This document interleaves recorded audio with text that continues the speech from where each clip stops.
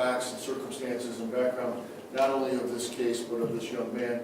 We've had several conversations with the court and extensive conversations at the time of the plea. Your Honor, you're aware that he was a juvenile when he committed these acts.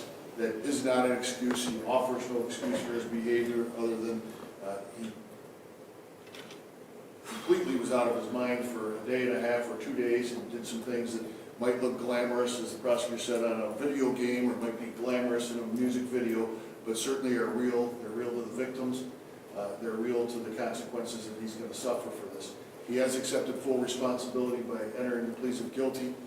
I know that he would like to apologize to the victims if they were here today.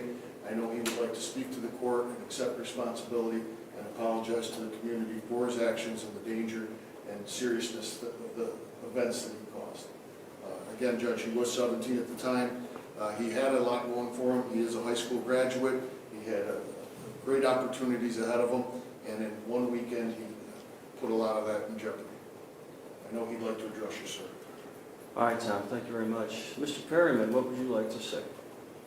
I would like to say, if any of the victims was here today, I apologize to each and every one of them. And that I made a mistake as a young teenager, and I hope everyone in this courtroom understands that. Can you speak up a little bit? You made a mistake as a young teenager. I made a mistake as a teenager, and I hope everyone in this courtroom understands that mistakes are meant to be made and learned from, and I learned a lot from this mistake.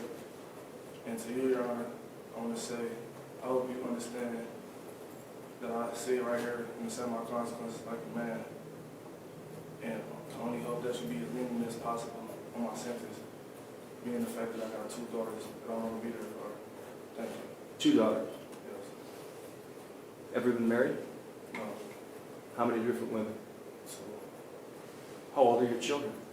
one is about to be 5 May 5th, and one just turned 1 January 17th. So you started having children when you were age 14? Yes. Right. And your other child is how old? She's 1. 1. So you brought children into the world by 2 different women at age 14 and 18. Yes. Not employed, I have. having a bunch of these criminal problems. Right? Yes. Why would you bring kids into the world at this point? Another mistake I made. No, just carelessness, right? You know, and you said something like mistakes are going to be made. Now, I don't accept that. That's a cop-out. Who taught you that? You know, my parents taught me you didn't make these kind of mistakes. You know, my parents taught me that you live a life where you're responsible every day.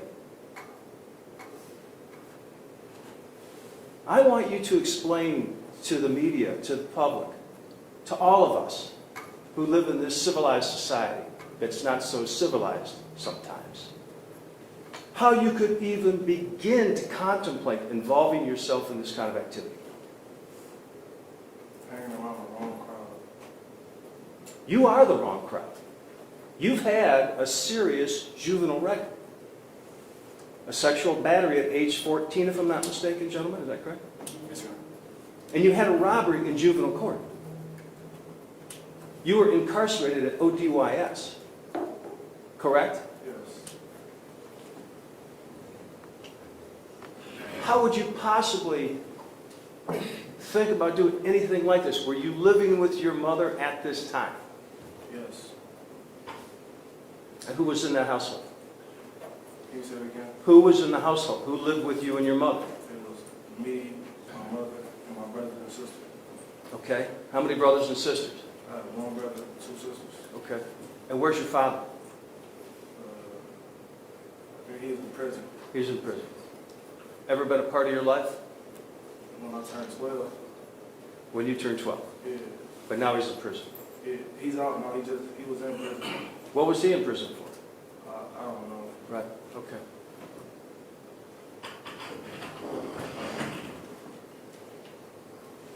So the court sees this all the time.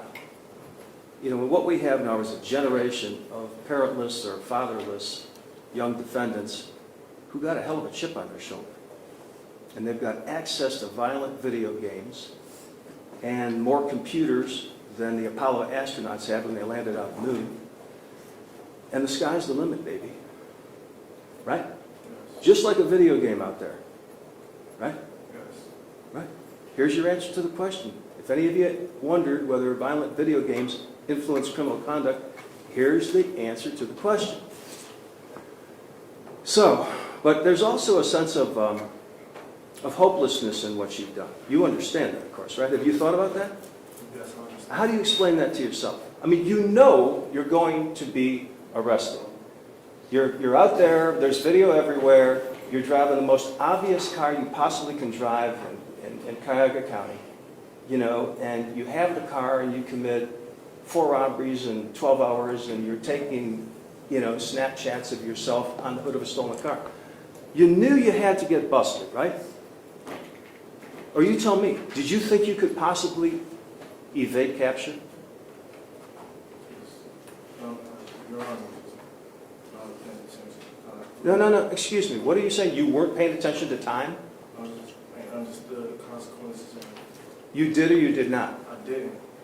Well, why couldn't you? You've been in the system on numerous occasions.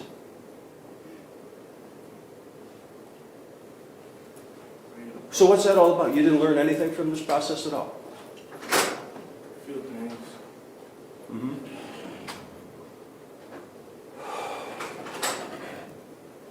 And then, you know, as if this kind of conduct and behavior in our community isn't frustrating enough and disturbing enough, right? We had your mother in the courtroom last week, and she's blaming the system all over again. Just like she blamed the system when they bound you over from juvenile court. Would any responsible parent do that? You know, this is not about the system being down on any kind of racial minorities whatsoever. What it's about is the system is reflecting a troubled society. The criminal justice system doesn't, the courts do not initiate these cases. In this case, you're indicted by the Cuyahoga County Grand Jury for behavior that is reprehensible. And how much time, John, could he do for what he's pled to? Your Honor, he's facing a mandatory 8.5 years up to 62.5 years in prison. So the max would be 62.5 years. Right. Right. And your mother, knowing that you were going to get a very reasonable sentence, goes off on me last week. Right? Blame the system. So tired of it. Right? It's a big phony narrative. Big phony narrative. Frustrating. I could bury you. You could go to prison for your life. Some people would say maybe he should. There's no exact science down here. But we talked. Prosecutors wanted between 10 and 15. You're a young guy. Maybe there is some hope from you. You don't seem as cocky or as defiant as you did when you were entering the plea. I'm also mindful of the fact that physiologists tell me, physicians tell me that the male brain doesn't fully develop until age about 25 or 26. But you've been making a series of bad decisions when it comes to the way you live your life, your reproductive responsibilities, the way you treat the community. And your mother's been telling you it's not your fault. And that's one of the reasons you're here. And I wish she were here so I could tell her that face to face. For her to tell you that this case is about someone else's behavior or a biased system is just pollution of the brain. You know, you need parents to define true north for you. And your mother has not been doing that. Okay? But I'm not going to outsource this on your mother or your father who wasn't there. You've been in the system, you've been counseled, you've been punished, and you just haven't got it together for whatever reason. So you need to spend 10 years in prison. That's what you need to do. And we're going to do it this way. On counts 1, there's a 1-year gun spec, he's going to do that. On count 12, there's a 1-year gun spec, he's going to do that. On count 18, there's a 3-year gun spec, he's going to do that. And on count 23, failure to comply, which must be run consecutive, he's going to do 12 months on that. So that's 4 years. And then on the underlying F1s in each and every one of those counts, he's sentenced to an additional 6 years. And finally, on the plea to escape, he's sentenced to a concurrent year.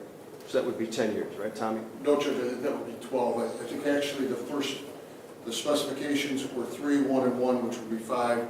Then you gave him a year on the failure to comply, that would be 6. Okay, then the underlying sentence will be an additional 4. He's going to do 10 years. Yes, sir. Thank you. Okay. And you know what this represents? This represents the criminal justice system being fair and unbiased, okay? So all of the claptrap that your mother told you all your life is wrong. And this case is evidence of that, okay? You are responsible for your behavior. It has nothing to do with race or ethnicity. We can tell that to kids all across the board. You're responsible for your behavior. So, now, a couple of things. If I fine you, you're going to do harder time, and I'm going to fine you, and here's why. You know who these people were in this video. You know their identity. You know the guy with the silver gun that pistol whipped the victim. You know him. And you're going to tell us, or you're going to pay fines, fees, and costs. And you're going to do a hard 10 years. The woman who was with you, the woman who bailed out of the car, you know these people. These people need to be brought to justice. You will either cooperate with the prosecutors, or you will pay your fines, your fees, and your costs. And you will do hard time.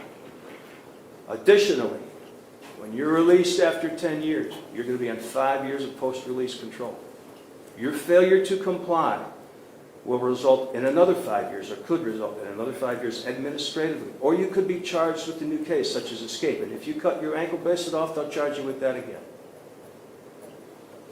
So, in terms of the fines, I want to fine him on all of the felony ones in count 1 and 12 and 13 to $10,000 fines. On the failure to comply, $2,500 fine. And on the escape in 626960, $2,500 fine. So you're going to pay $35,000 in fines and court costs. And you remember what I told you about cooperating with the state of Ohio. These people that you were involved in a criminal conspiracy of carjacking are still on the street and they're dangerous. If you want to man up and take responsibility and rehabilitate yourself, you will cooperate with the criminal justice system at this point. If you do not, you will pay the price and the full 10 years. And you're very, very fortunate that the system and the professionals that work the system, who are always criticized, were so fair and impartial, unlike your mother. All right, are there any further issues? No, Your Honor, thank you. Tom? Thank you, Your Honor. Thank you very much. You were talking for the Yeah. sidebar?